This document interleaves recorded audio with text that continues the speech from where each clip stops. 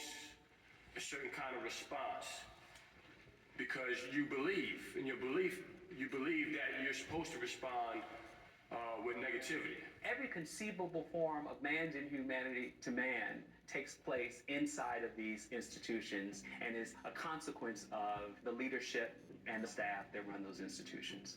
But the way that works is if you believe the person who's behind bars, who you're responsible for, is undeserving of their human dignity, then all bets are off. What did you learn in prison? Patience. Patience. Patience. Because What does that mean? you deal with a lot. I learn how to think, use my brain. I know if if a CO do something or mess up my bed or something, I know, all right, if I jump on this CO, that's a whole nother charge.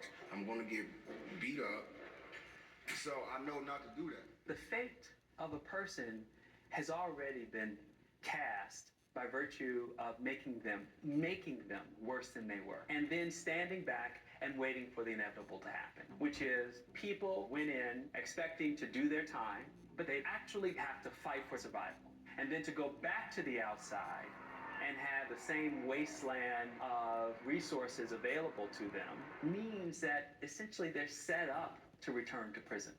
It's almost impossible for people to come back from prison to get a job, to live in housing, especially government subsidized housing, which President Bill Clinton in the 1994 crime bill made absolutely illegal. So you essentially are released to a form of civil death. And so for many people, to ask them to triumph over this is to ask them to be superhuman, to somehow stay out of prison, to not break the law in a community that is already overrun with police officers who have been incentivized through promotion system to get those numbers. Everyone has a stake in making sure that the person released from prison comes back, because that then becomes the incentive structure, first in terms of public dollars being used to run the system, and increasingly private interests as more and more vendors get in on the game of what many people now call prison industrial complex.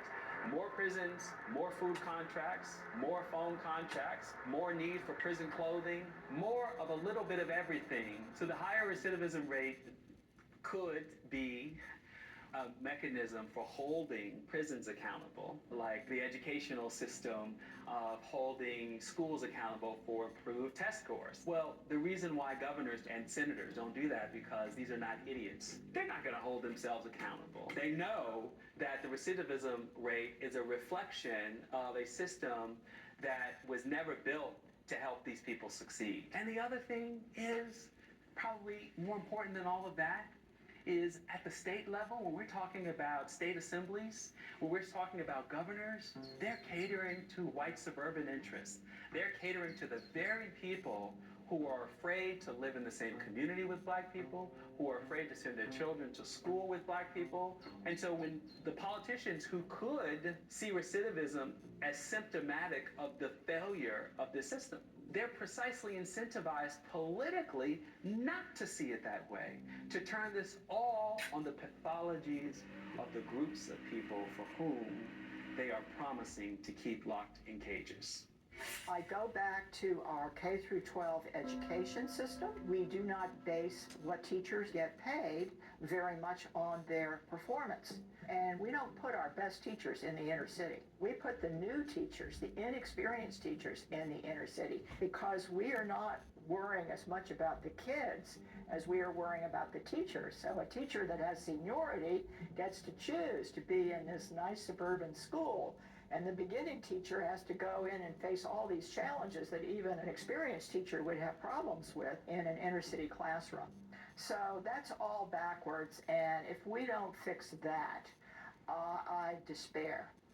Alright, so I'm here because basically I had problems with my grades and stuff, and I will always get myself into trouble with like outside of school, and like I was so used to having all F's, and it got to a point where like I got kicked out of this school, and I actually like surrendered myself and just joined this. So yeah, that's me.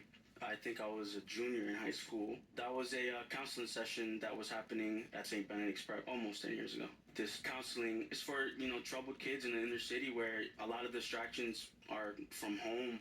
One time, my mom and my dad got into an argument when I think I was 6, and he told my mom to pretty much pack up her stuff and leave. So she literally packed up all the stuff and left with me, my brother, and my little sister, and literally with nowhere to go.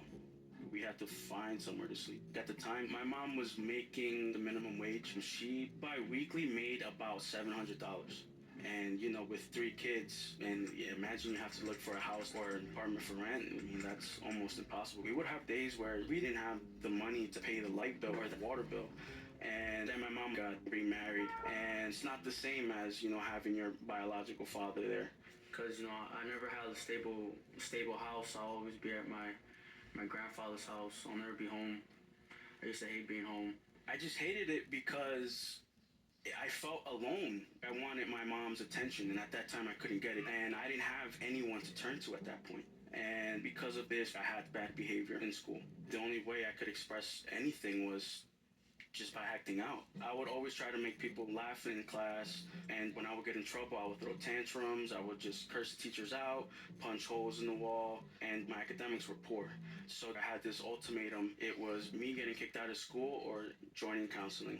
To speak about your emotions in a group session is probably one of the best feelings I've ever had personally, because you just don't have that opportunity when you're at home. So those sessions were the best for me. When you don't have that push, you just end up giving up on yourself. And literally, if it wasn't for St. Benedict's Prep, I wouldn't have graduated. My mindset was, you know what, I'll just get a GED and work somewhere straight out of school.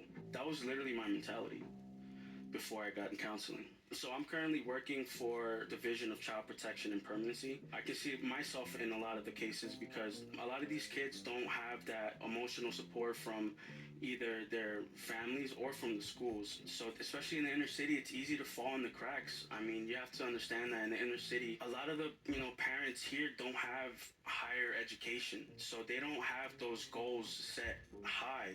So they settle for the bare minimum.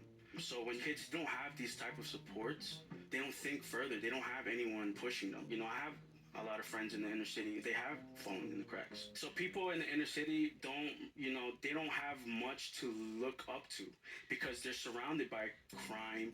They're surrounded by drug dealers. They're surrounded by drugs. They're surrounded by sex. And these are things that you see in the inner city just because they're trying to make ends meet. So a lot of these kids think that's okay to do because that's where they grew up in. So yeah, I think in the inner city, it is important to have a great teacher, but counseling is also just as important as well.